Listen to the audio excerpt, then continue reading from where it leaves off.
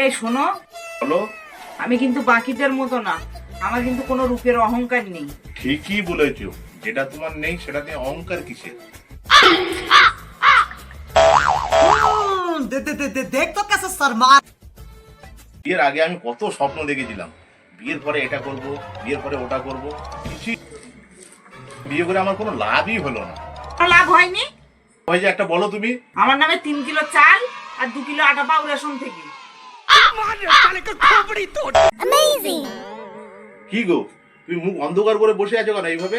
আমি তোমার সাথে থাকতে পারবো না। কি হয়েছে? আমার মনে তোমার জন্য একটুও জায়গা নেই। কি হয়েছে? তোমার মাথার মধ্যে রেখে দাও, তোমার মাথাটা পুরো খালি আছে। এদিকে হ্যাঁ বলো। তুমি এত চুপচাপ রয়েছে কেন? তোমার শরীর খারাপ? ডাক্তার তো দেখাতে পারো। হ্যাঁ আমার শরীর খারাপ, আমি ডাক্তার দেখিয়েছি। ডাক্তার কি বললো? ডাক্তার বলল রক্তে শপিং এর মাত্রা কম।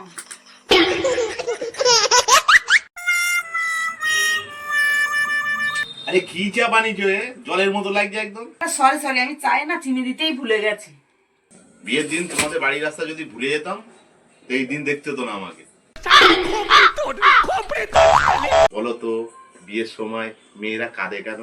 তুমি ধরো জানতে পারলে তোমাকে বিয়ে করে নিয়ে গিয়ে বাসন মাজাবে, ঘর মোছাবে, কাপড় কাচাবে, তারপরে একটা কানে একটা গলায় 2খানা বাচ্চা ধরিয়ে দেবে, তার হাগা পরিষ্কার করা, রাত জাগা সবই তো করতে হয়। তোমার কি মনে হয় এত কিছু করার পরে নিজের জন্য সময় নেই, তা সেই মেয়েটা কাঁদবে না, তা কি হাসবে? তারপরে কি মনে হয় বিয়ের সময় নাগিন ড্যান্স করতে করতে আসবে নাকি তোমার সাথে? শোনো, আমাকে না খাল্লা মনে করো না। কত ছেলে দেখতে এসেছিল জানো, সবাইকে রিজেক্ট করে তোমাকে বিয়ে করে। তাদের হয়তো কপালে দুঃখই লেখাই ছিল না।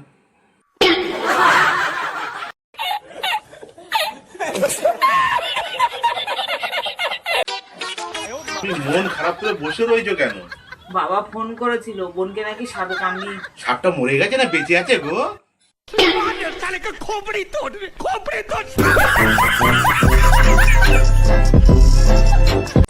কই তুমি? কোথায়? लेकिन ये साला শুনলাম তোমার নাকি মোবাইল চুরি হয়ে গেছে। হ্যাঁ রে, মোবাইলটা চুরি হয়ে গেছে। থানায় গিয়ে একটা রিপোর্ট লিখাও। থানায় গিয়েছিলাম রিপোর্ট লেখাতে, বাইরে এসে দেখি আমার বাইকটাও চুরি হয়ে গেছে।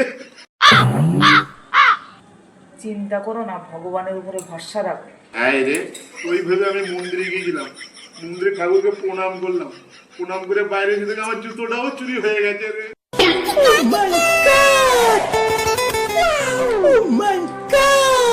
কি গো, তুমি কোথায় যাচ্ছ?